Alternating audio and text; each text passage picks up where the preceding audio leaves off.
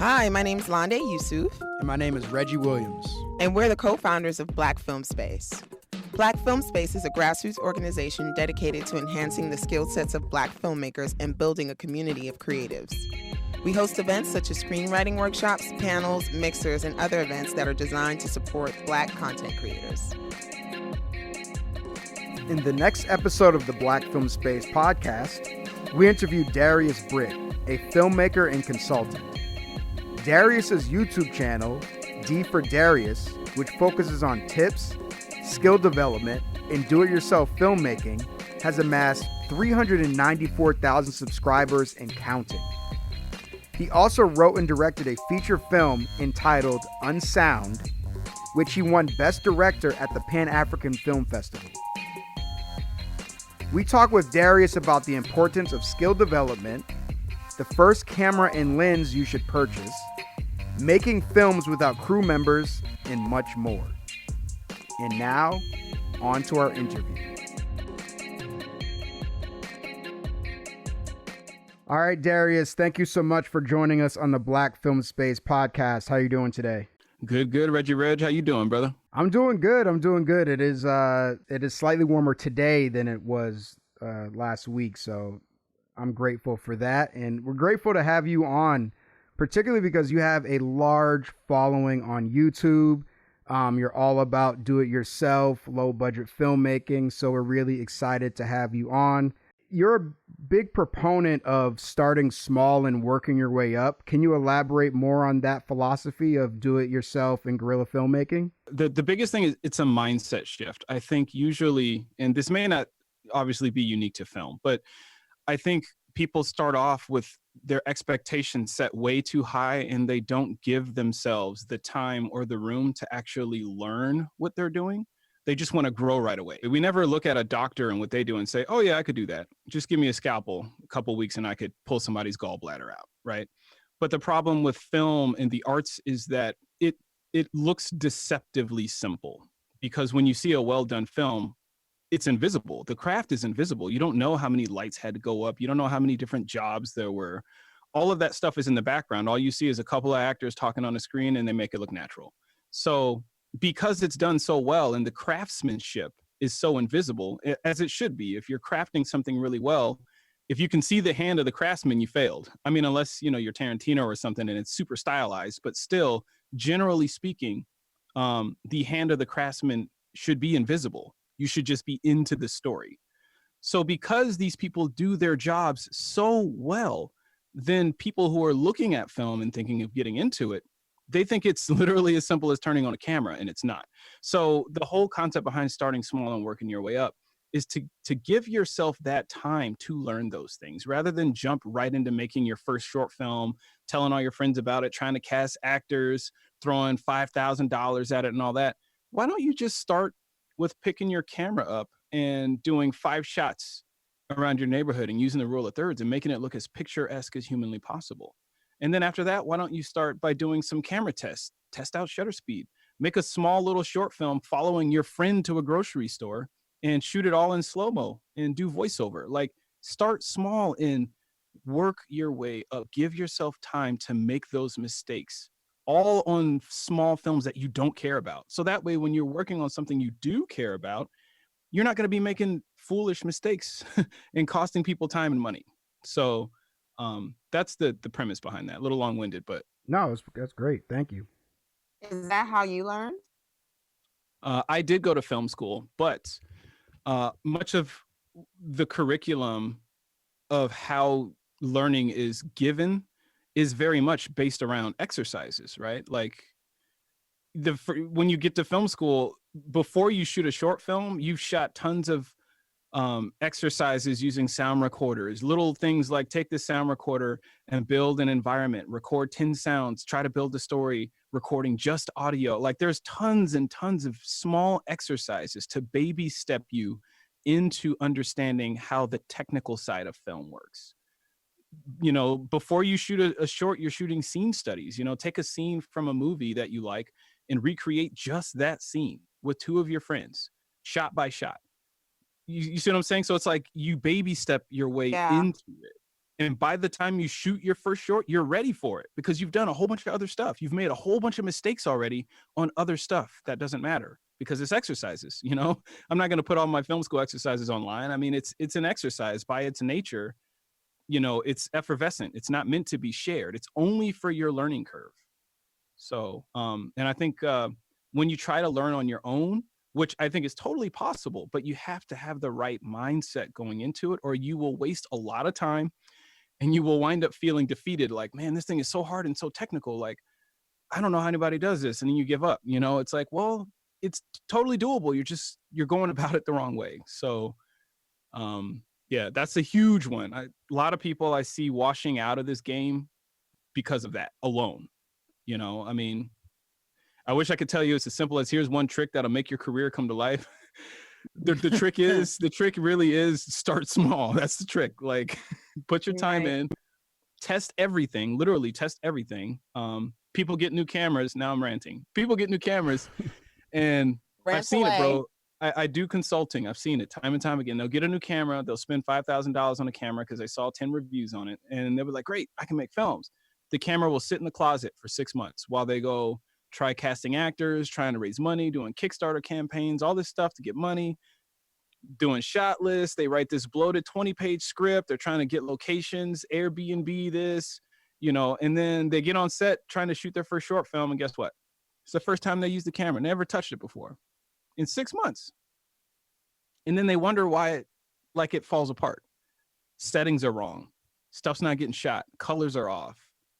They thought the camera was recording in one instance and it wasn't. They lost a whole scene. Footage is getting deleted off SD cards, corrupt files. They have everything's going wrong. And it's like, what do you expect, brother? Like, you had 6 months to play. That's not the time to be learning your camera. So, and it's a prime example of people, your reach is exceeding your grasp. You're reaching too far too soon. Try giving a doctor a scalpel and say, all right, your first operation, first time touching a scalpel, pull this gallbladder out. Like you're set up for failure from go. Like you have to have the right mindset going into this. It's just like any other trade. There's education that has to go into it. You have to baby step, practical. You have to be very practical. It's okay to be passionate.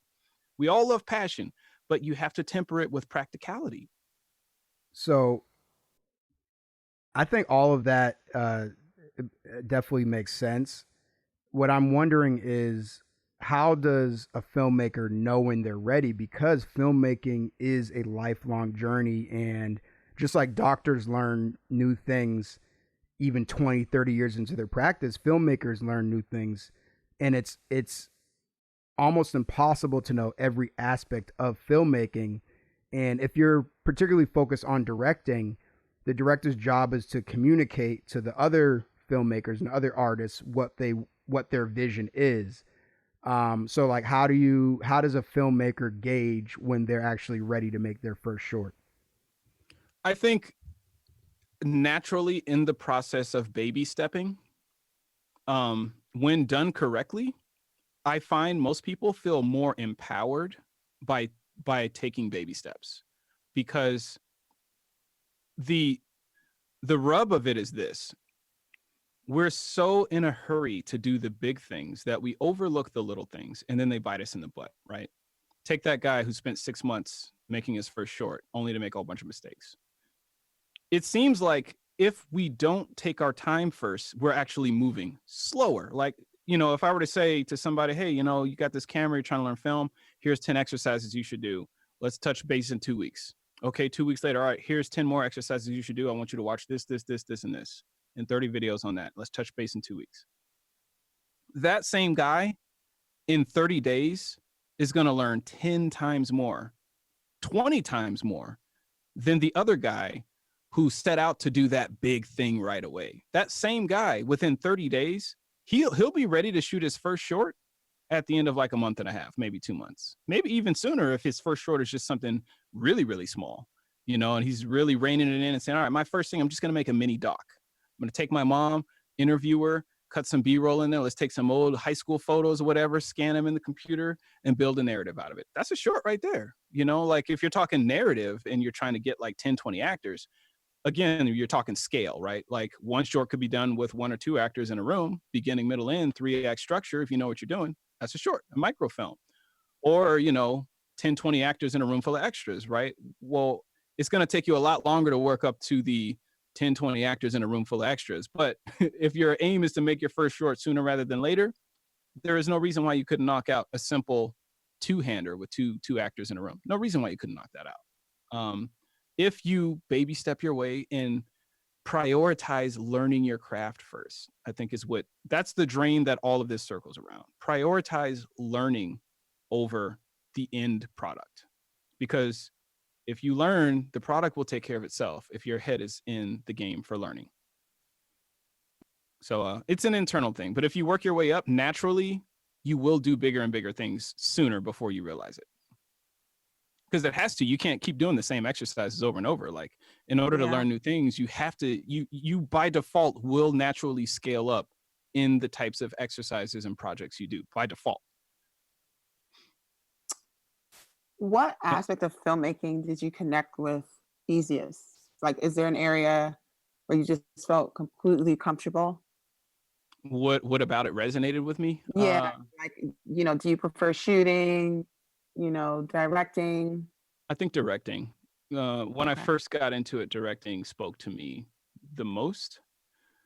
And because directing is so involved, it requires you to at least have a working knowledge of the other things. So I appreciate the other things because I appreciate directing. I appreciate learning about acting because I appreciate directing. And if I want good performances, I have to know how to talk to my actors. I need to know their vocabulary. It's the same thing with getting great cinematography. If you're going to work with a cinematographer, you have to know his language. You can't come at him with a whole bunch of like, yeah, so, I got this shot, with the sky and then, the guy behind him and, we just want to do this thing. He's going to look at you crazy. Like, what specifically are you asking me? Do you want him backlit? How do you want him backlit? What lens do we want? Like, you're only as good as your ability to communicate as a director, because that's your only tool is your mouth. Everybody else walks on set with a tool. Cameraman's got a camera. Actors have their bag of tricks. They're going to be in front of the camera. First AD's got a clipboard. Everybody has a tool. You're walking in with a mouthpiece. So you have to be able to clearly articulate what it is you're after and not confuse people, which requires you to understand a little bit of their world. You need to know their vocabulary. So yes, to answer your question, directing stuck out to me the most. And then in journeying to become a better director and learn this thing called directing, I ended up learning about a whole bunch of other stuff. So cinematography I enjoy. I wouldn't say I'm a cinematographer, even though I do shoot a lot of my own stuff. But, I will never be as good as somebody who their only focus is cinematography, because they will spend all of their time on cinematography and learning about that. I will never be as good as that person, but I don't have to be. I just need to be good enough to execute what I'm doing as a director. So why do you shoot your own stuff? I mean, why do you shoot the projects you direct on?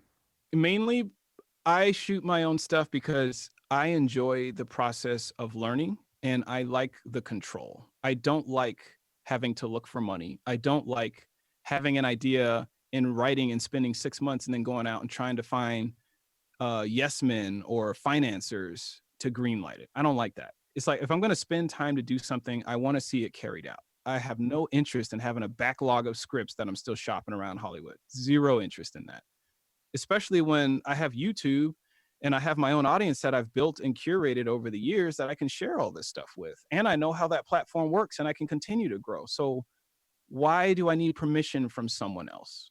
I don't. And as far as the whole solo deal, I don't intend to do that forever.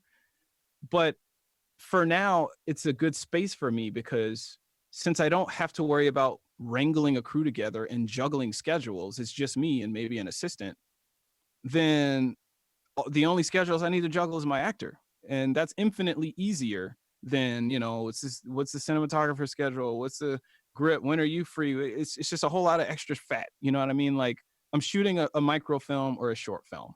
I want to get in, get out, be done with it, make some good mistakes, move on to the next one. I'm more interested in becoming a beast at what I'm doing. I'm more interested in becoming so undeniably good that even if you don't like the film and you don't like what it's about, you can't help but walk away and say, but I'll be darned if that dude doesn't know his stuff, though. That's what I'm interested in. I'm not interested in trying to make the next Matrix. Like, I mean, that's not going to do anything for me. You know what I mean? Like, I just want to be nasty good at what I do. I want to be the best at what I do. I'm still on that journey of working my way up to things. I've shot a feature. I've shot two, a doc and a feature, unsound. I mean, I've been in that world. I've spent tons and tons of money on projects, through years at projects. I've done that. And all that has taught me is to pull back and focus more on what's more important, which is what's your plan for getting yourself to the next level? What is your plan for building your skills? How are you going to get there? I'm not going to get there spending 3 years on all these projects, writing stuff, looking for money. I'm not going to get there that way. I'm going to get there with hands on the camera, recording, working with actors, directing, getting my 10,000 hours in. That's how I'm going to get there. So, wow. I feel like you're this speaking to Reggie, speaking on to so me. many levels. And yeah. So I'm really, so you say you shoot your own stuff and you just have an assistant. There's nobody else? No. Wow. The last 2 shorts I shot by myself. Not only did I shoot the shorts, I recorded myself and made videos about how I shot the shorts. So I'm essentially shooting a short and a mini doc. Mm-hmm. So, and I love it. It's free. Mm-hmm. At first, since it's not typically done, there was a lot of figuring out to do, but I felt like the juice was worth the squeeze. It's like, okay, I got to figure it out. I'm not going to be able to move the camera as much. I can do some sliding shots, but rather than focus on what you can't do, why don't you focus on what you can? Because you can move faster. You can move lighter. Like there's just as there are disadvantages to working solo, there are also advantages to working solo. So the smart thing to do is to focus on what those advantages are and make content that maximizes those advantages. So that way, if somebody watches it, they would never imagine it was made solo. You can't miss what's not there, right? So it's like if you're working with an actor who's new and they have no acting training. Well, there's 2 ways to go about it. One way, you can write a scene that requires them to cry and give this Oscar-winning performance and all that, and then you can shoot it and it's totally going to bomb. Or you can write a scene maximizing what they are good at. Because remember, they have no training. So what you can do is write to them. If they're naturally shy, they naturally bumble their words around, they mumble a lot, write them a mumbly role. Write to them, right where they live. Then it's so easy to get a performance because you're writing to what they already do. That's like the whole mumblecore movement 101 right there. It's like, how do you get such great performances out of non-actors? Because I didn't ask them to act. I just asked them to do what they already do. So I'm already hitting them where they live. The same thing is true for working solo. There are some projects that you can do solo and there are some projects that you can't. But the trick is to write to the advantages of working solo, not to fight against it and try to make the next Jurassic Park by yourself. That's not what we're doing here. So what are some of the advantages of shooting solo? Work quickly. You don't have to juggle schedules. Infinitely cheaper. You learn a lot faster. And when you do work with a crew, you're 10 times better because you have more time behind the camera. You can execute your vision more. Like, you show me a guy who makes 1 film and I'll show you a better guy who's made 10. It doesn't matter what the scale of the film is. All that matters is how much time have you put in, period. That's what it all boils down to. So you can spend your time shopping for $30,000 for 1 short film, or you can make 50 $50 films. Who's going to be better? The guy who made $50 film. It's just a numbers game, man. Yeah. It's a numbers game. How is he not going to be better? He's made 50 times the mistakes. He's had 50 times to figure out what went wrong. Therefore, he probably got on YouTube. This little weird thing popped up. What the hell is that? Let me hop on YouTube, figure it out. Oh, that's why the lights are flickering. I was on 60 hertz and it's 50. Oh, okay. 50 times the learning. He can't help but be better. He's going to make a better product.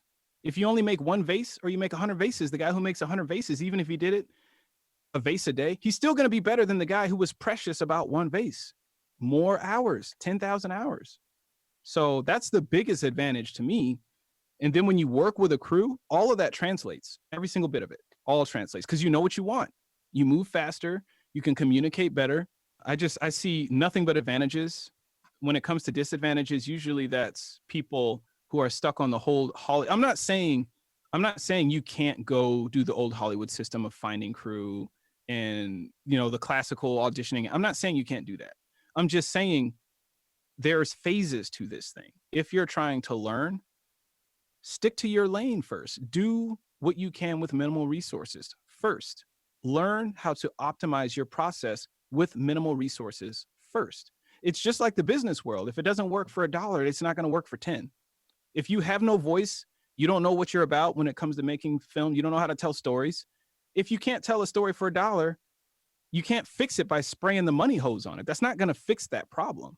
If you can't tell a story for nothing, you give that guy $500,000, he's still not going to be able to tell a story. So all of those fundamental things you can be learning for cheap. You don't need to be waiting until you have a pile of money to learn those things. That's when it's too late.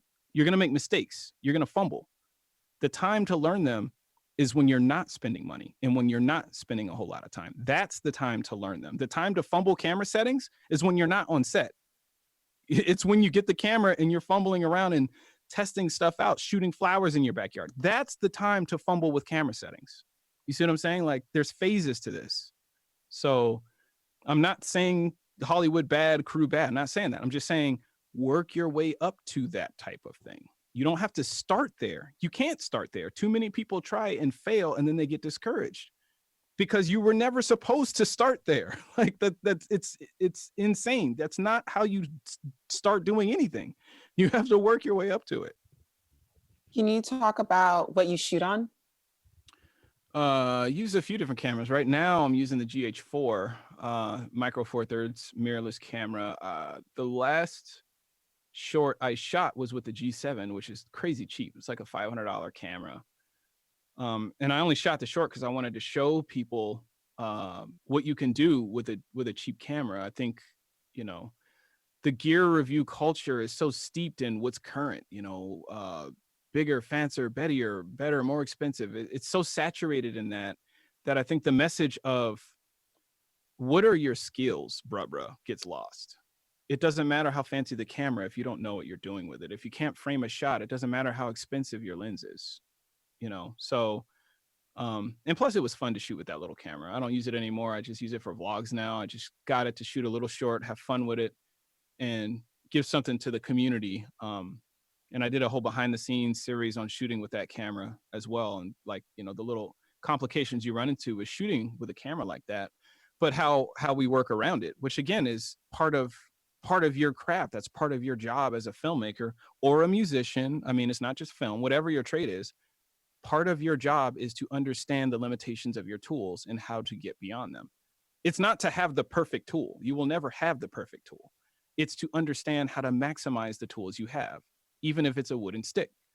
You know what I mean? Like that's part of the job. So, and looking into picking up a Blackmagic soon. I shot both features with a Canon 60D, which is that camera's like a dinosaur. But it doesn't matter, again, if you know how to optimize your tools and work with it, none of that really matters. Pretty much any of these cameras on the marketplace now, you can go shoot a whole movie with, any one of them. That doesn't even, like, you can shoot a movie with your iPhone, pretty much. Like, at this point, you know, when people say, what's the best camera? It's like not even a discussion anymore. It's like, what camera do you have? That's the best camera. Go shoot with it, you know, like give Steven Spielberg an iPhone, he's going to make a masterpiece. Give a 16-year-old a red camera, he's probably going to make garbage because he doesn't know what he's doing. Like, it doesn't matter the tool, it matters the craftsman. Do you know your stuff? That's what matters. Do you feel like lenses play a bigger role or the actual camera itself? I think I'll answer this question in two parts. The first answer to the question is neither. Because, I mean, take YouTube, for instance. This platform was founded on people vlogging in a grocery store, talking to a webcam with the video quality of a potato, grainy and all. And people have garnered millions. Now the platform is different. It's evolved and obviously is more competitive. But it started there. And it boils down to what is the content? What is in front of the camera? It doesn't matter if it's on a security cam at a mall. You know, like if it's interesting, if what you're filming is interesting and compelling, people will watch it on anything. Doesn't even matter. So that's the first answer. What's the story? The second answer, beyond the story stuff, is, to me, most of the cameras nowadays are pretty good. Like if you asked me the same question, 3 years ago, I would have said the camera is more important, because you can have a really nice lens, but if you put it on a camera that just has a foggy sensor, where the images are just not sharp coming out of the sensor, then the lens doesn't matter much, because the codec coming out of the camera, the file coming out of the camera, just doesn't look good. It just looks like mud. Nowadays, almost all of these cameras, the sensors, the resolution, the pics, like most all of them are pretty sharp now. So now I'd say lenses. If you're talking about what's a better investment, probably lenses, because you can, use the same lens on multiple camera bodies. Whereas you get a camera, you use it for a few years, you run through it, you don't have it anymore. But you always have a lens, because, it can be used on multiple cameras. So investment wise, lenses are going to last you longer, whereas cameras, not so much. There's a new camera every time you turn around. But I mean, seriously, like that's why I asked you that question, because so many different models come out and people are always like, oh, well, you should always get the new model and just sell your old one because you'll get a that's picture, ridiculous. blah, blah, blah. That's like saying you should always have a new car. Right. It's Right. ridiculous. Why the car I have is fine. Why do I need a new car? So most of the time when I see people playing the Jones game, I always got to keep up with the Joneses.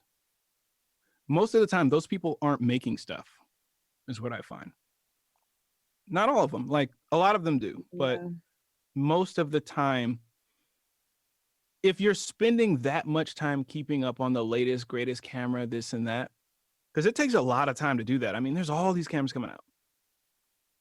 If you're spending that amount of time, when are you actually making stuff? The only time I look up camera specs is if I'm buying a camera. That's it. Right. I don't constantly look up specs for cameras. Like it's a time suck, like unless I'm in the market shopping, I'm not looking up specs. I'm not doing a YouTube video about camera stuff if I'm not actually getting a camera, you see? So it's like, that's just my opinion on it. I've had friends who were all up in the latest, greatest camera game, could tell you the specs of the red, this, that. Guy never made anything. All he did was sit around looking up cameras, man. It's like, when are you going to make something though? You got this cool camera. You ain't pulled it out in 2 months. And here you are looking at another camera. Like, yeah, usually to me, that's an indicator that, their head is not in the right space. Unless you're a gear reviewer and that's your job, that's different. Like, that's different, right? Like if you are a gear reviewer and that's your service to the community, then yes, make more reviews about cameras. That is your job. But if that's not your job and you're trying to be a filmmaker, it's a waste of time to be looking at cameras all the time. Once you have a camera, go use it. And you shouldn't be thinking about buying another camera if you're not even using the one you got. That makes no sense. Agreed. I know you mentioned shoot on whatever you have essentially, but let's say somebody has, a little bit of money to invest in their first camera. What camera or cameras would you recommend to purchase if they're starting off? They're gonna take your advice and do an exercise every day or every week. Their first camera, maybe they have. Your first camera should be dirt cheap.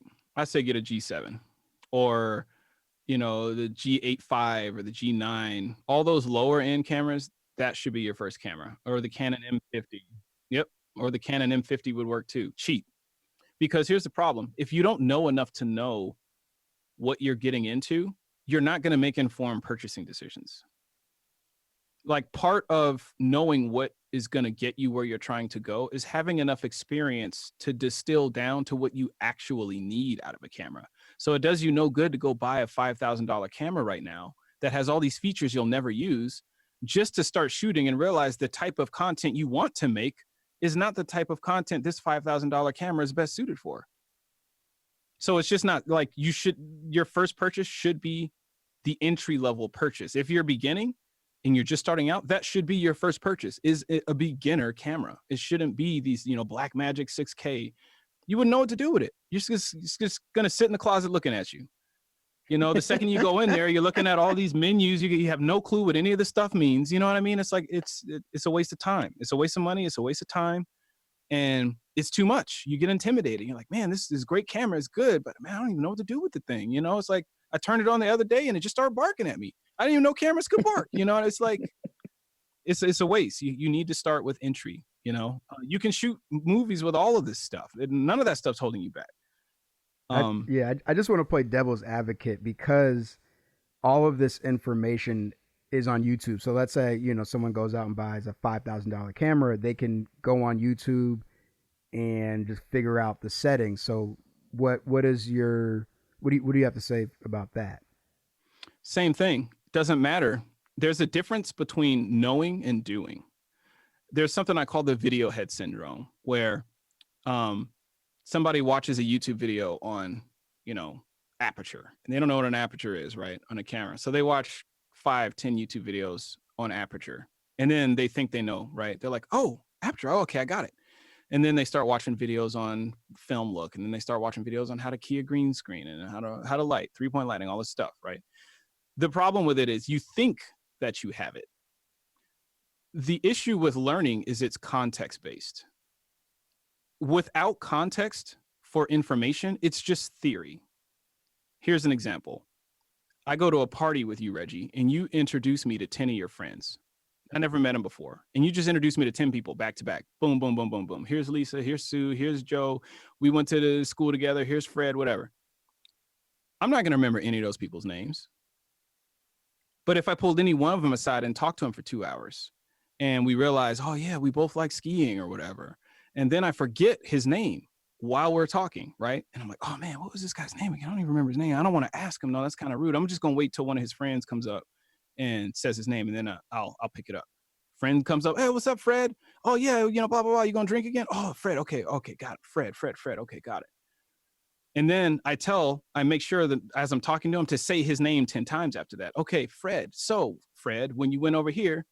So long story short, I'm going to remember Fred's name by the end of the night, because now there's context wrapped around his name. Now I know Fred because we ended up going to the same high school together and we were in the same class, and I didn't even know he was there. Now I know Fred because I learned his name, and then I forgot his name, and then I learned it again. Part of learning is forgetting and learning again. That is a part of learning.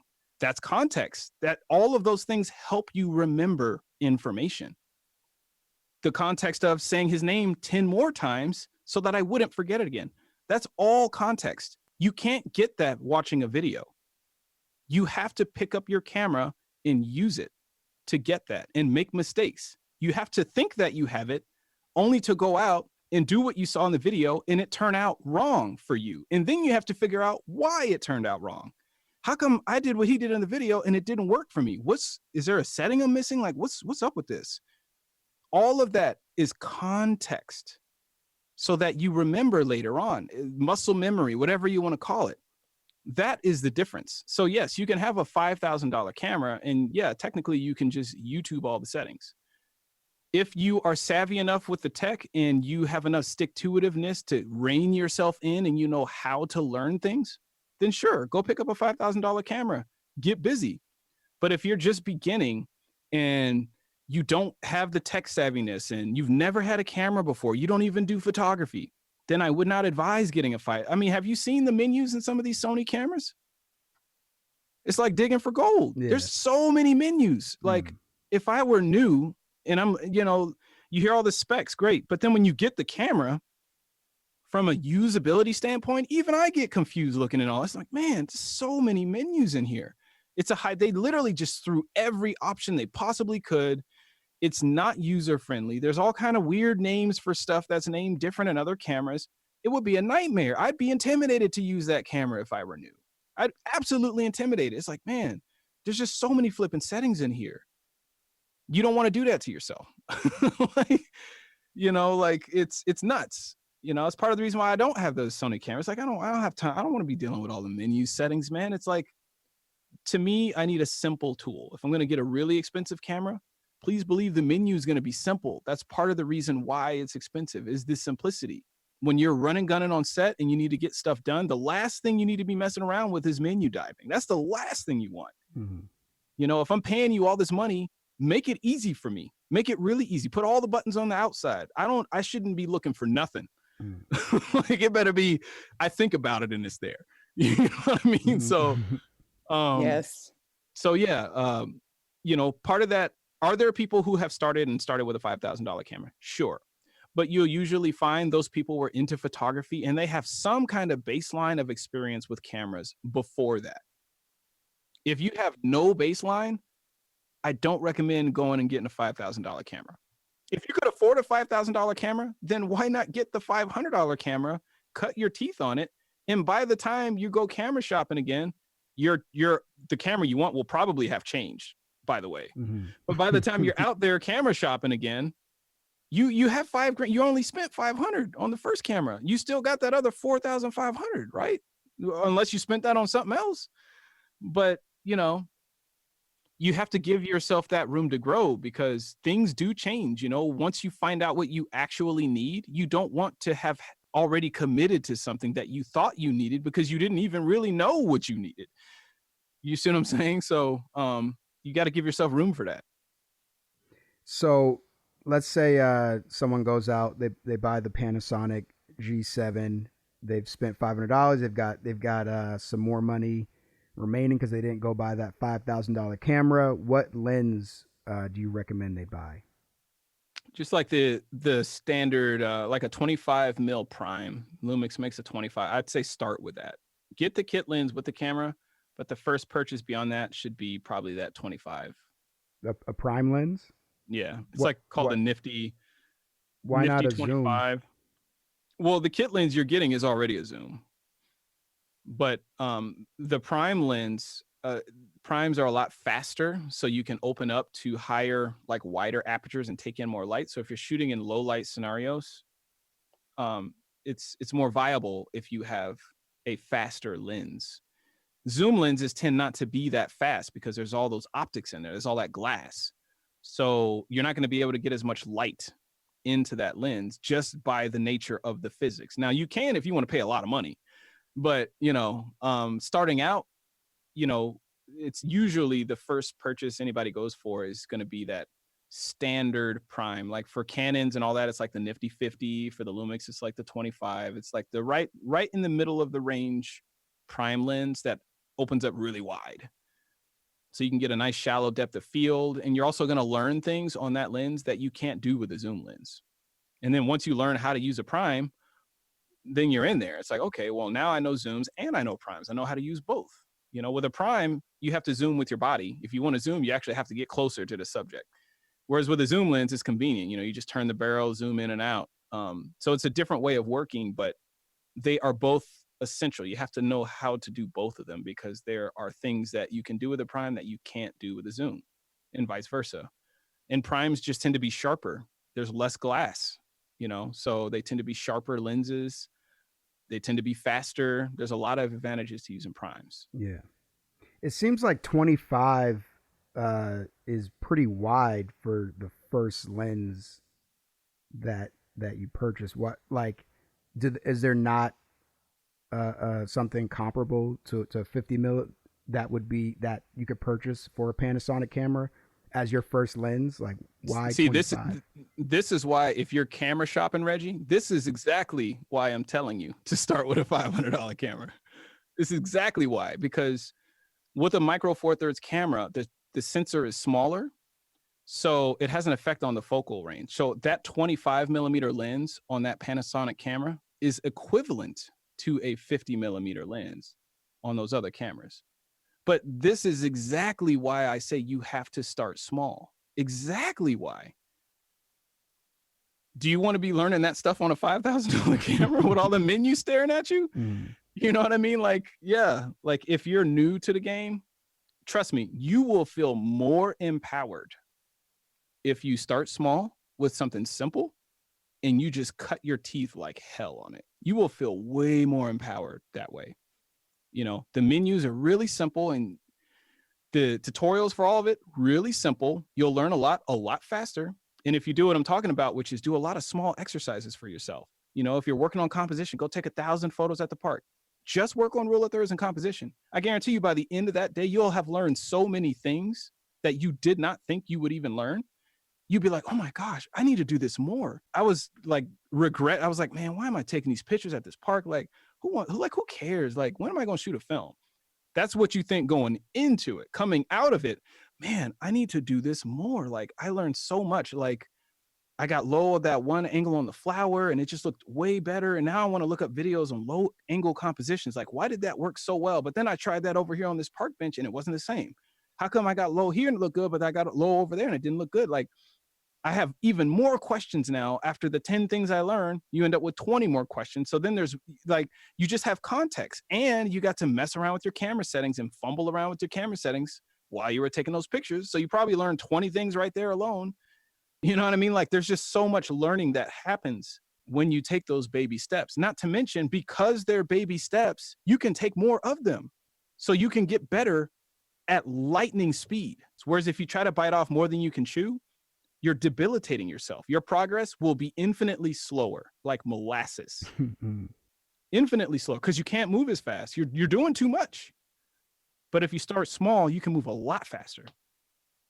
If your goal is to get into shooting movies and all that, you can do it a lot quicker if you knock out 20, 30, 40, 50 exercises. Your first microfilm is just following a friend around, doing a mini doc. I guarantee you're going to learn stuff. You know, guarantee you will feel so empowered. You will be ready to shoot the bigger stuff before you know it, if you start with the small stuff. But if you start with the big stuff, you'll never get there. Guarantee you will never get there. I'll tell you right now. I've seen it too often, bro. You don't want to do that to yourself. Can you talk about mapping out your shoot schedule when you decide to do your, I guess, 2-man band film shoots?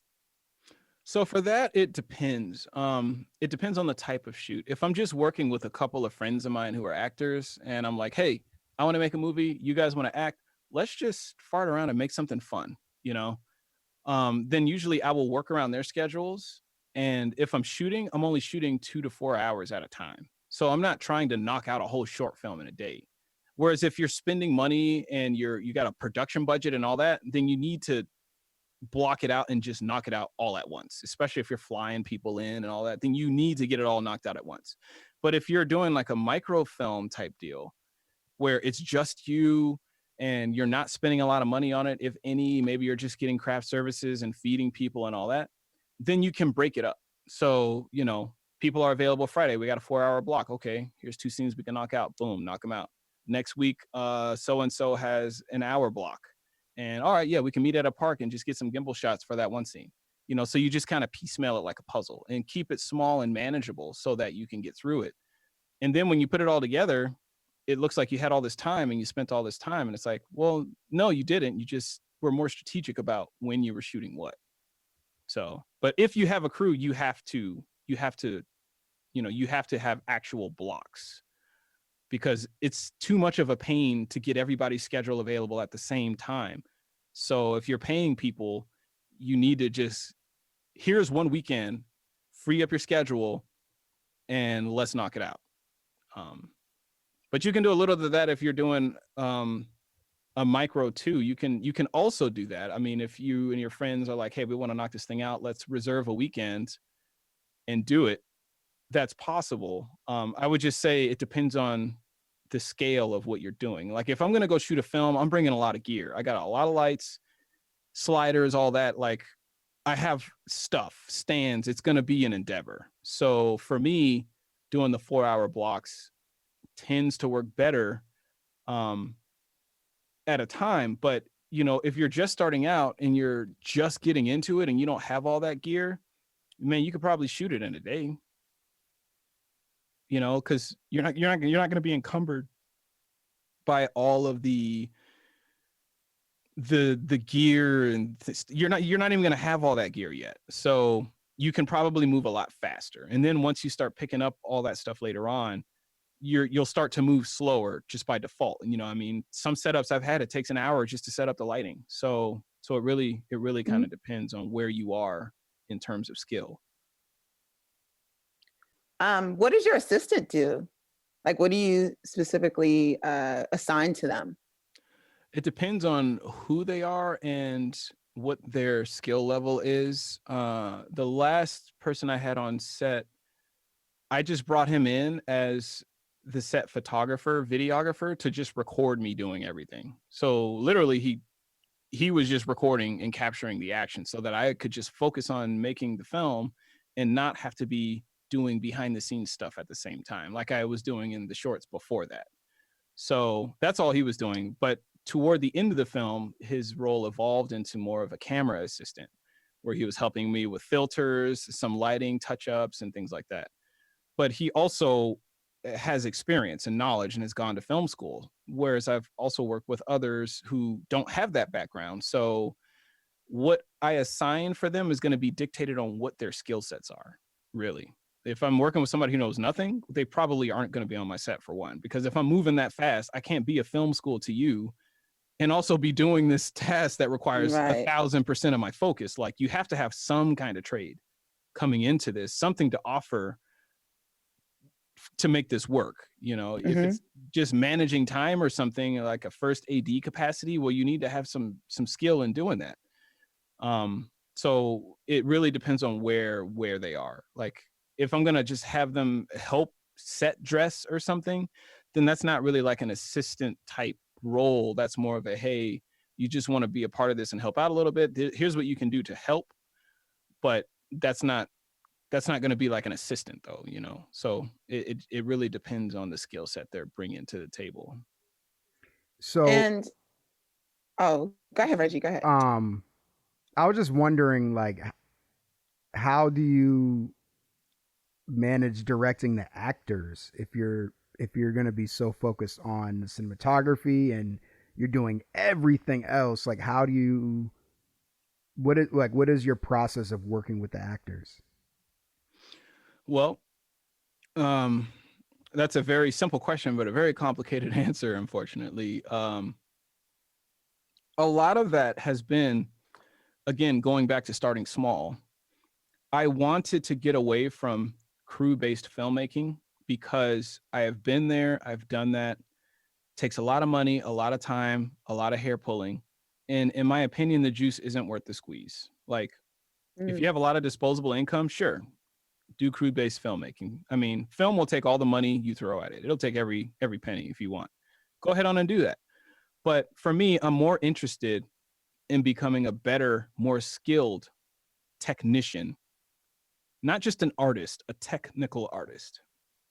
The people I admire are technical artists. Their artistry is so steeped in technical prowess. That to me is admirable, because you can wake up tomorrow and be an artist. It doesn't take any effort to be an artist. Just do what you feel like doing. Congratulations, you're an artist. Do whatever, to me, I hope I'm not like being negative about it, but I think there's too much weight being placed on art.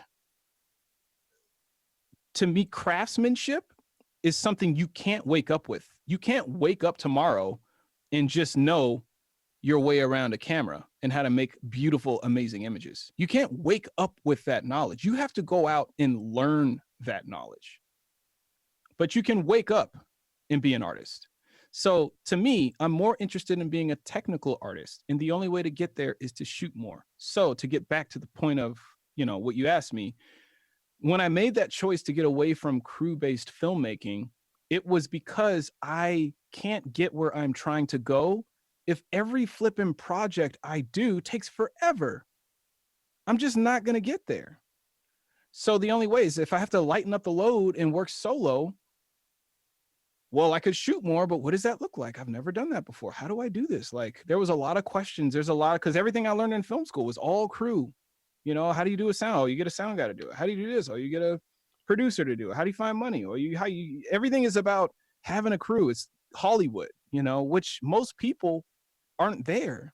You can't play the Hollywood game with no money. Like, it costs money to do all that stuff. So it was steep just kind of learning process, or more unlearning process, unlearning the way things have been classically done by just learning on the job. As they say, let the work show you the work. Well, if you just show up with a camera and a couple of actors one day and one light, and you're like, okay, we're going to shoot a film, and this is all I got. This is all the time I got. We're just going to shoot it, and we're just going to learn. I guarantee you're going to learn 10, 20 things. Then the next time you do it, you're going to learn 10, 20 more. Then the next time you do it, you bring one more thing on, then you're going to learn 10, 20 more. And before you know it, you'll have accumulated all these skills that allow you to do the thing that seems impossible. So now when people look at me online, I'm like, man, how's this guy go and shoot these films all by himself?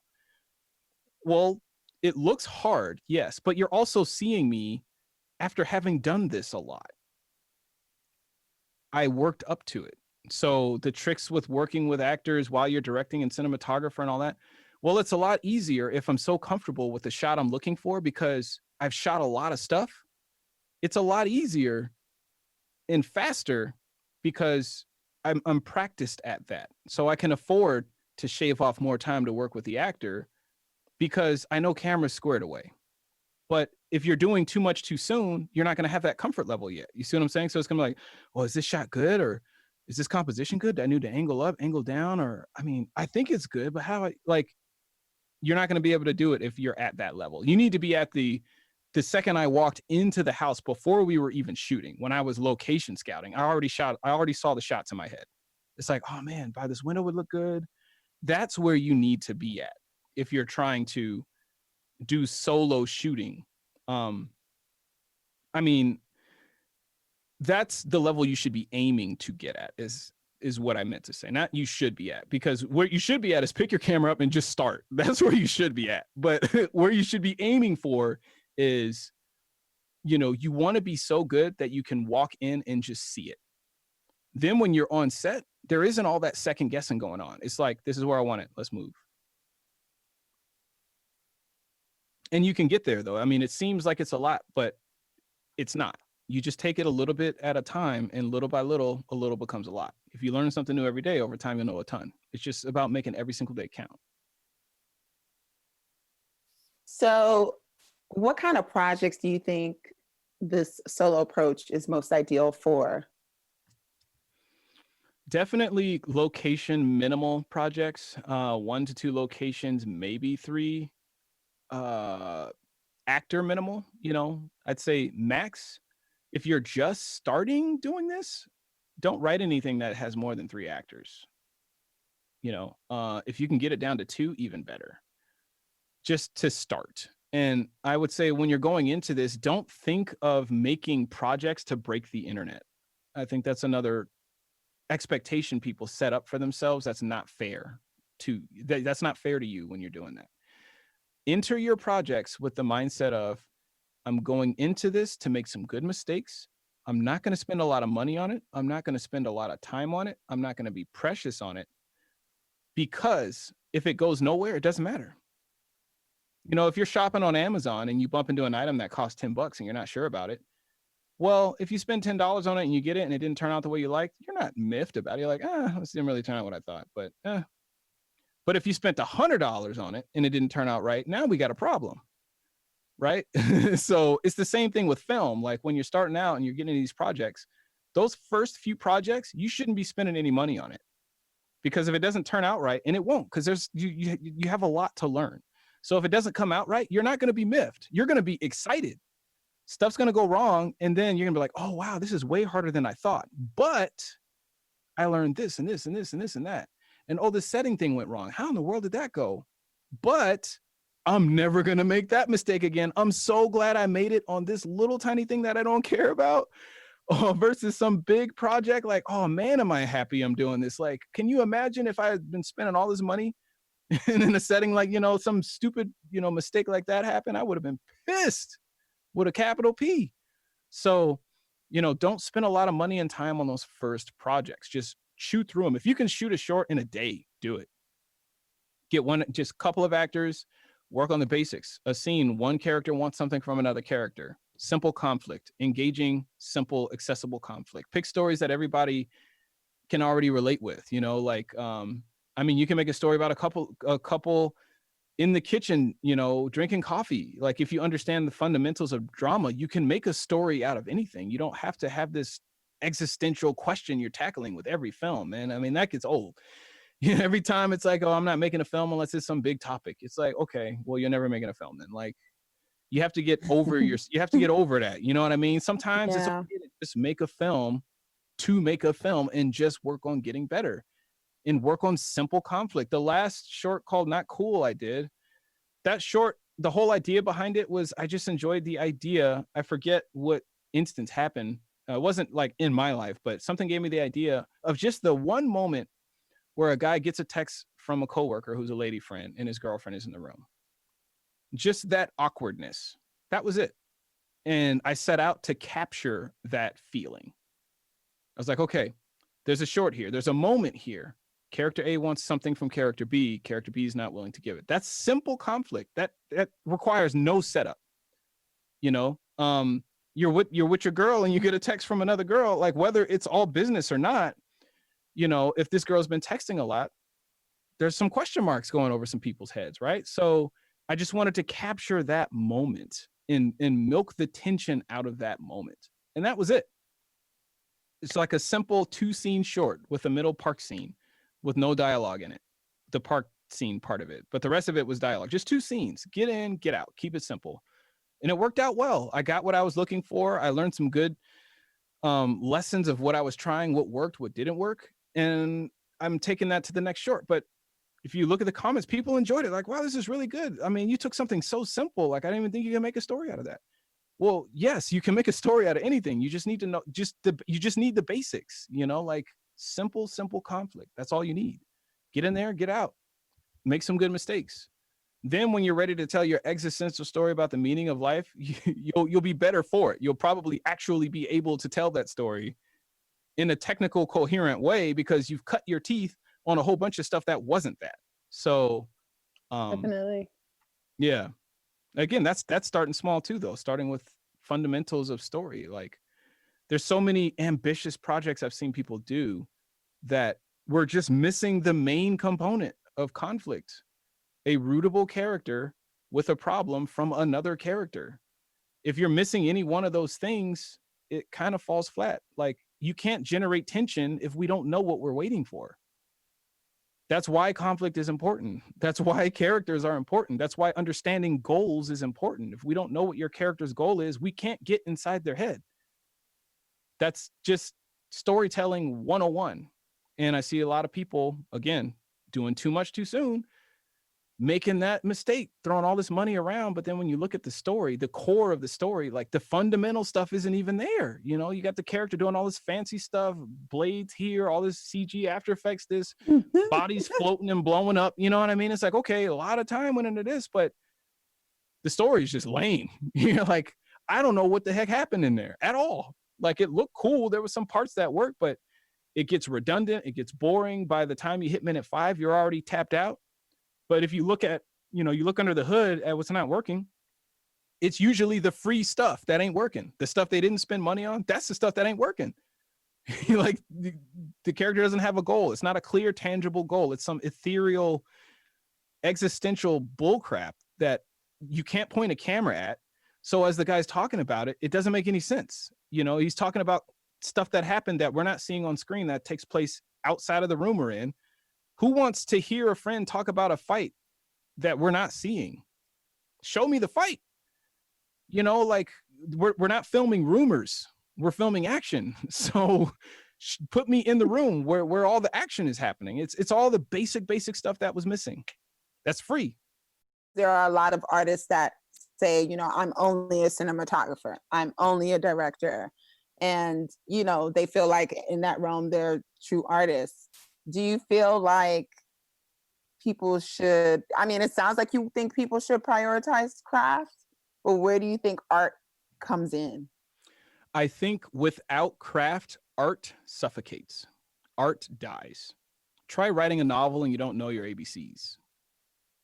How do you express? By getting into the craft of what you're doing, you find the tools to create your art. Because a painter needs a brush to paint, right? But if you don't know how to use the brush, how are you going to paint? I guess you just got to finger paint. Like, art can be done without much effort. And that is a great thing. I don't want to say that that's a bad thing. But what I am saying is, by only valuing art and ignoring craft, you're limiting yourself as an artist. You're limiting yourself from making truly astonishing work. So to do both, to embrace both, now you're cooking, to make work that when people look at it, not only is there that artistic part there where it's like, wow, the associations they brought with things I never would have thought you would associate together. That is fascinating. But what's even more fascinating is how they delivered this, how they painted this, how they shot this. You're firing on all 12 cylinders there. There's a lot of value there. Whereas if you're just an artist, you're only firing on 2 cylinders. Once people get bored with your just randomness, there's nothing else to you. You didn't have to work for any of that. You see what I'm saying? It's like, I'm not impressed by finger painters. I'm not impressed, but you show me a Picasso or something where somebody actually had to learn anatomy and they spent years honing some kind of craft. If I can look at that and say, I can't do that, I have no clue how they did that, and that looks like amazing, I'm more impressed by that if I know I can't do that. But if I look at finger painting and it's like, if I feel like I could do that, I'm not buying it and putting it on my wall. I'm sorry. So, the technical artist, I think, to me, that's where it's at. Like the commercial artist, the people who understand both the artistic realm, but the business side. That's another part of being a technical artist. Like when you talk about Hollywood and Christopher Nolan and those guys, it's like, it's really hard to make a commercial film that has all of the dictates of Hollywood. So many exploded. We need this, and that, dealing with all the politics in Hollywood.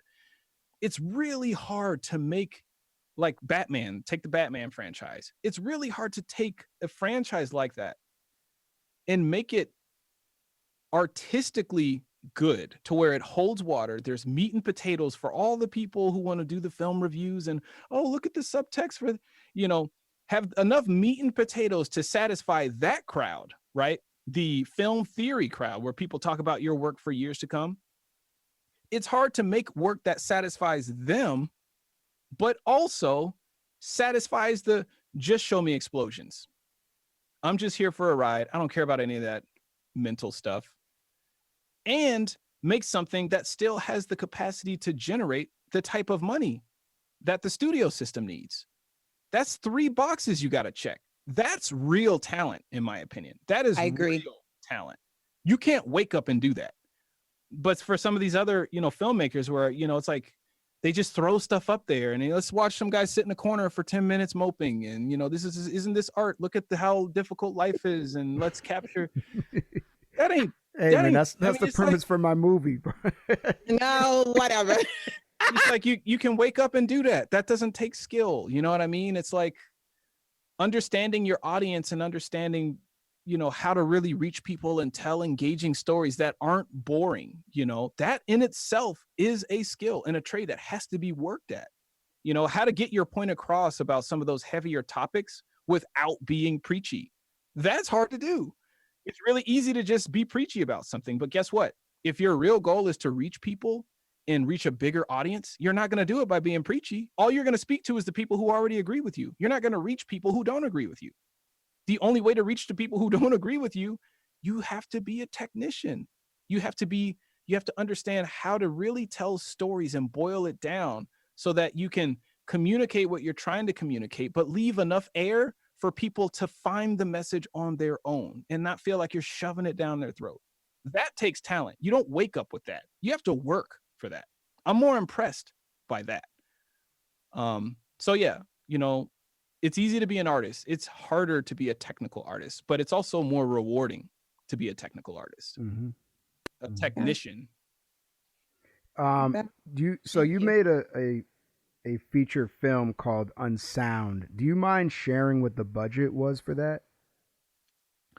Well, all said and done, it wound up being about $40,000. Wow. Yeah, all said. I mean, that's we spent what Hollywood would spend one day feeding their actors, like half of what they would spend in one day feeding their actors. So, you know, it was tough. You know, in order to get the budget that low, I had to do a lot. I did have a cinematographer. I did have a crew. I did have a sound guy. But I cut it myself. I edited it myself. I acted in it. I did the score, the composition, all the sound design, the post work, the marketing. I wrote it myself. There was a lot of things I had to do, some of which I didn't want to do, but I had to, you know, it's like, you want to do it, you just got to do it all, you know. In order to get the budget that low, I had to do a lot. And that wasn't other people's money. That wasn't an investor. That was me. You know, an investor later on came aboard and brought an additional like $10,000 to the pot. But the initial kernel was me charging up all my credit cards and emptying out my savings, like just wiping myself out, going all in to make this movie. So, yeah, it's very real. You feel like it was worth it? Definitely. I learned I didn't make my money back. I mean, that was a total loss, but you know, as a lot of independents go, because there isn't much of a market for indie film like that anymore. At the time I was making it, there was, you know, sort of a marketplace for it, but you know, we're in this weird transitional period where it feels like everybody wants to make a movie. Not many people want to watch them. You know what I mean? So take short films, for example. I've made a lot of shorts. I get views on shorts because I've built a brand, but I do see a lot that I'll just take, you know, I used to review short films, for instance, on my channel. I reviewed other short films that I saw on YouTube that I thought were worth reviewing. You know, there was some talent there. There were some things I liked about it, some things I could share with the rest of the community that I think would be useful. So I did reviews on them and did it for about 6 months. And I found I got more requests to review short films than the viewership on the actual short films. Like, it seemed like everyone is like, oh, this guy reviews short films. I made a short. I want it promoted. If I can get him to review it, a whole bunch of people will see it. So they would just inundate me with all these requests for reviews. But meanwhile, they weren't watching the other reviews on the other short films. So it's like they weren't in it to actually learn more about making film. They just were in it to get their own thing promoted. So I stopped doing short film reviews. Haven't done it for years. There wasn't a format that was working, but it also taught me a lot about where audiences are right now. Like, there's a lot of people who it feels like if you make an amazing short film, it's going to get views. No problem. There's no question about that. There's still short films that are just breaking the internet right now. So I'm not saying like it's not worth doing and you're not going to get any views. You definitely will if you make something that is really good.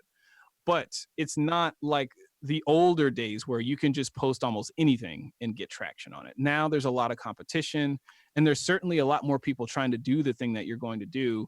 And it just seems like there's more of an emphasis on learning how to do the thing rather than watching other people having done the thing, which is kind of weird, because to me, part of getting better at your craft is studying how other people executed their stuff. Like, I watch a ton of short films, a lot of them. It's a part of staying current on the language, the grammar of film, and how people are telling stories, what camera angles they're using, compositions, how they're cutting things together, seeing how different people's experiments worked out. Like, oh, I never thought you could cut a scene about somebody finding out they're getting sued. The way that they cut it, the angles they chose is very interesting. How did people respond to this? Let me read the questions. You know, like, I see how I responded to it. Let's see how other people resonated with it. Oh, they thought it was interesting too. Maybe next time I make a short, I might try something like that. You know, that's how you grow and evolve, is to consume how other people are doing the thing that you are doing. But at the time when I made Unsound, anyway, to get back to the point, the market was a very different place. Like, you could still make money, you know, in distribution selling a film if you got it in the right hands, blah, blah, blah. But it was right at around the time when a lot of the indie distributors are starting to close their doors, go out of business. Netflix is taking over, streaming is taking over. The way money moves is changing. Lots of people were scared about what the future is. You know, it was a transformative period, and Unsound, I think, hit right in that bubble. So Was it a lost opportunity? Not really. I mean, it is what it is. But I think even though I didn't make my money back per se, it more than paid for itself in everything else. I mean, we've to date gotten over, man, I don't even remember all the awards we got. I mean, just recently we won 9 tellies for Unsound and the documentary. 5 tellies for Unsound, 4 tellies for the documentary. It's like the gift that keeps on giving. You won Best Director at Urban Congratulations. World. Yeah, Urban World as well. Like I said, I mean, there was a lot of them. I sound awful not remembering. Like at this moment, I'm a little scatterbrained, so I can't remember all of the awards we won.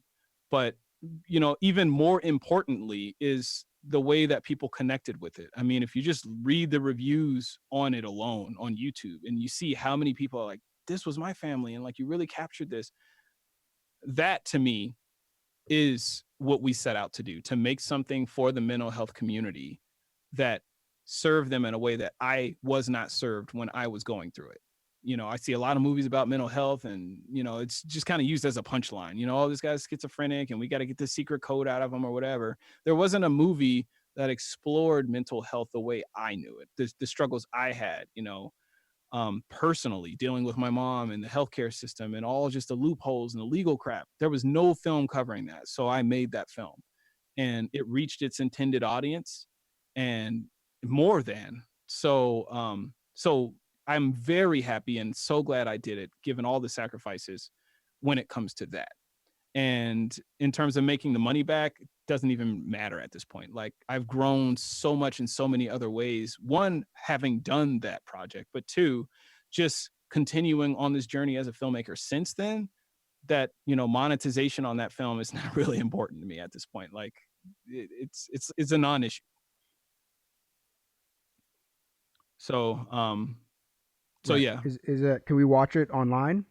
Yeah, it's on YouTube. If you type in Unsound, Unsound will pop up, and also the making of documentary called How I Made My First Movie, Making Unsound.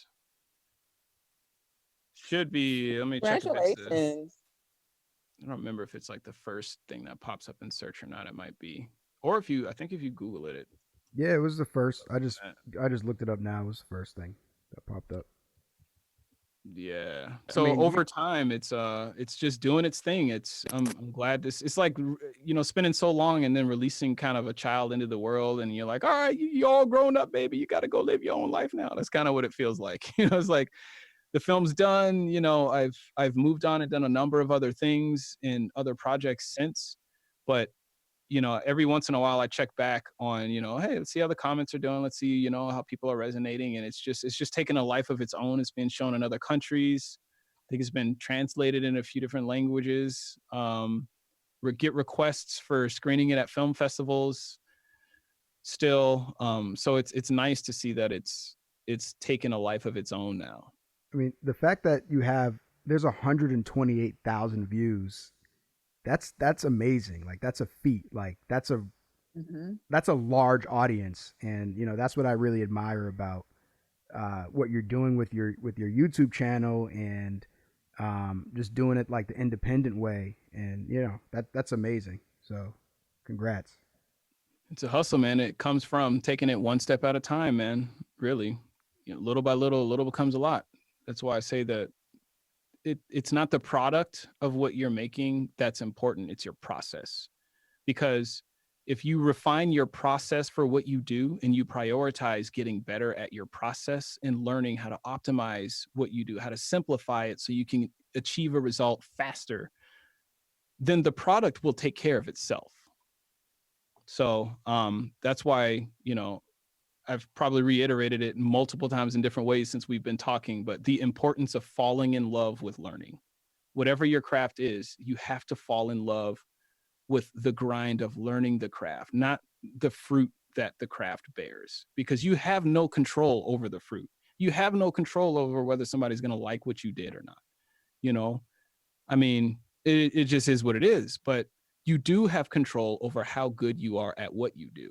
And the idea is to just be so darn good, You're undeniable. Even if they don't like it, they can't help but to respect the craftsmanship behind it, you know, and your ability to speak to the intended audience. Unsound is not a movie for everybody, you know.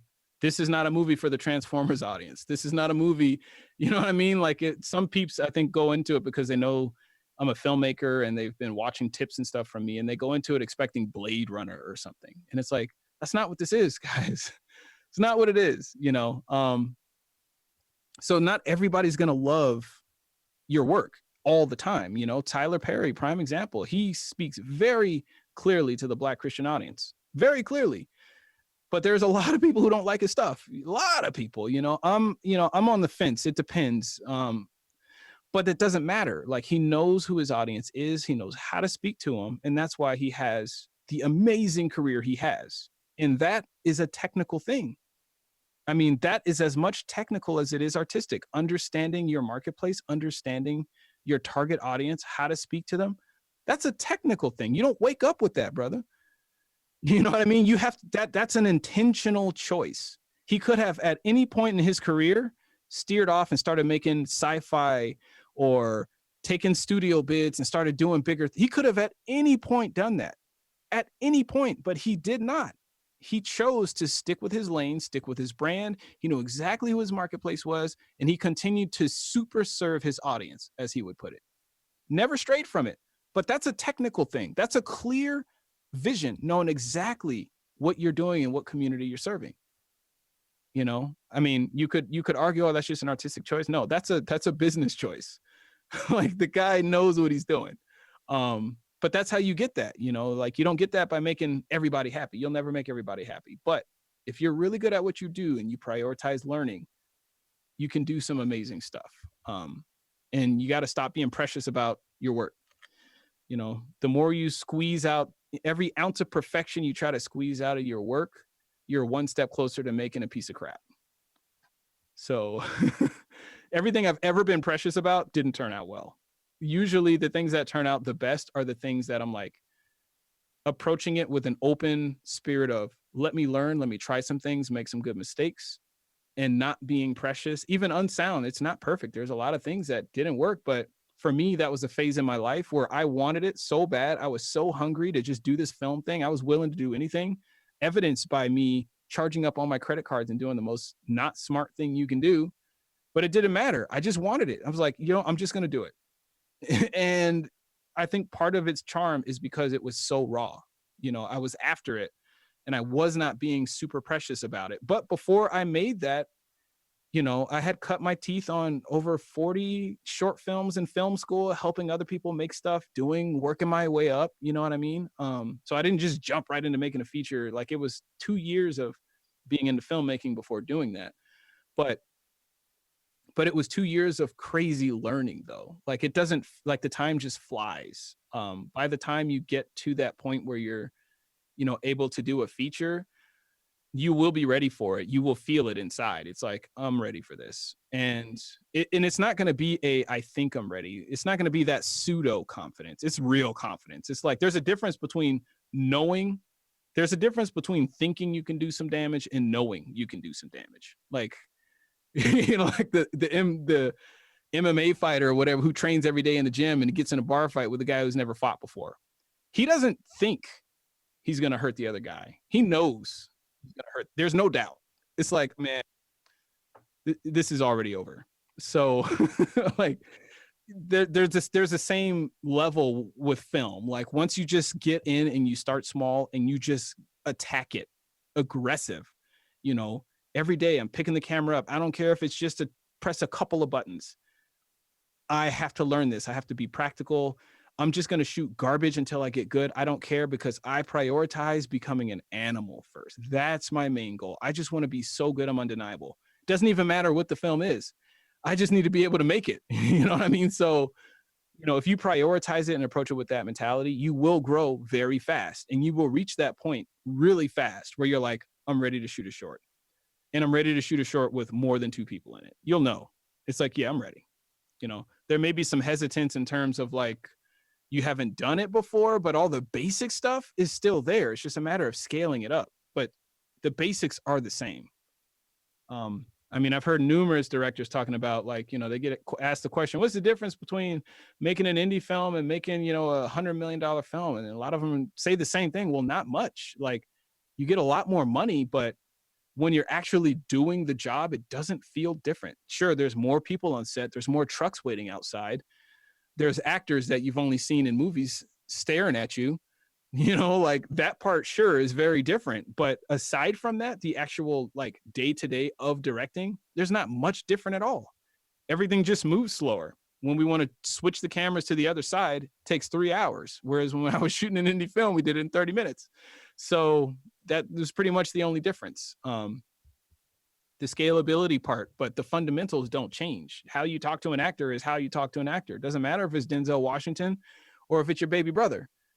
It's the same thing. Denzel may have a couple of extra tools, sure, but your ability to talk and communicate clearly is there whether you're talking to Denzel or whether you're not talking to Denzel. Doesn't matter. That doesn't affect how good you are at communicating what you're trying to do. So yeah, you can arrive there before you know it. Well, Darious, this interview was amazing. You offered a ton of insight about your expertise and professional journey. And we just want to say thank you for coming on. Thank you for, you know, answering our questions so thoroughly and being passionate about film. Yeah, I'm very much inspired to make something. Me like today. too. Like, I want to make a film before the end of the year after listening to you. I think you should. I think you should make 7 of them. Right? Yeah, I would say your first film, don't even have like a mic. Like, just record with the in-camera sound for the first one. Mm-hmm. You know, like, stop letting the gear get in the way. Just, if you get a camera and you're like, I want to do this film thing, and, you know, I don't have all the gear yet. Well, sure, if you go on YouTube, you're going to see everybody say, oh, in order to make film, you have to have great sound. You have to have this mic. You have to have this stand. Right. You have to have this sound recorder. You have to, yes, to make a professional film, eventually you will have to have those things. You don't have to have all that starting out. To start, you just need to start. You know, if you go and you just record with just your camera, no professional audio gear at all, is it going to sound like garbage? Yes, it's going to sound like garbage, but you're going to learn 20 things shooting that in one day that you would not have learned had you not shot that. Then you go shoot another film. Say you shoot it the next day. You know, and you're like, oh, it sounded really terrible. If I was more than 3 feet away from the actor, it just sounded horrible. So this film, I'm just going to be real close to the actor and make it work that way. And it's going to sound a lot better, even though it's mics built into the camera. You know, and then you'll learn, oh, here's how you denoise stuff in post. Oh, let me try that on this terrible cell phone footage. Oh, I cleaned up that noise a lot. And then you just keep doing it until you get money to get a mic. But by the time you get the mic, you will have already learned how to make something semi-decent with no microphone, because you will know, oh, I have to be at least 3 feet away from my actors or 2 feet away for it to sound any good. So you allow that to influence your shots and all that. And before you know it, you found a way to make something semi-decent with no mic at all. Like, it's about doing it. Learn as you go. Let the work show you the work. You can only learn by doing. You have to have the context. Just do it. Just start. Don't be precious about it. Just start. That's the only way to learn, is just do it. Shut up and do it. Too many people talk, man. I want to do this, I want to do that. And then you check what a year later, ain't nothing. Nothing happened. Right. You know what I mean? It's like, it's true. Bro, you just got to do it. There's no other way. You know, even if you don't know it, doesn't matter. Just do it. Just start. Nobody cares. Just start. Mm-hmm. So, yeah. If there's a lot of passion about keeping it simple, it's because I've seen a lot of people not do that. And it's a shame that there's so much great work that can be happening in the film space. And I think there's so many unique voices out there that we'll never hear because they allow themselves to get in their own way. We will never hear their voices. It's a tragedy. Yeah, but thank you all for having me. This was a pleasure. So, Darious, how can people get in touch with you or look you up online? If you are trying to find me on Instagram, Twitter, all the usuals, my @ handle is the same. It's @D4 and then Darious. If you misspell Darious, it's still going to pop up. YouTube, you can find me, same thing, D for Darious. That'll bring up the YouTube channel. I have another secondary channel I haven't used in years. It's more like a personal vlogging channel. You can check out either or, but D for Darious is kind of the HQ where I operate and do everything out of. And in terms of consulting, usually I have links at the bottom of every video for how to schedule like a consulting session and all of that. And yeah, that's been, that in itself has been a journey of seeing kind of, you know, how people have, again, like I said earlier, allowed themselves to get in their own way. And if possible, even if you never take consulting, I think if you learn nothing from this talk we've had, and you only walked away with one thing, that would be just start. Do not worry about the tech. Just start. If you learn nothing else. So, and that will take you everywhere you want to go. Just start and focus on learning one thing every single day. If you lay your head to bed at the end of the night and you have not learned one thing by the end of that day to help you get where you're trying to go in film, that day was a failure. Your metric for success is not views. It's not subscribers. It's not money. It's how much did you learn today? That is your metric for success every single day. All that other stuff takes care of itself as long as you prioritize learning. All right. I think that's a great place to end this interview. Thank you so much, Darious. Thank you, Reggie Reg. Thanks for listening to the Black Film Space podcast. If you're interested in being part of our community and attending events, please visit us at blackfilmspace.com and follow us on Facebook, Instagram, and Twitter at Black Film Space. Subscribe to our email list and podcast. All right, see you soon.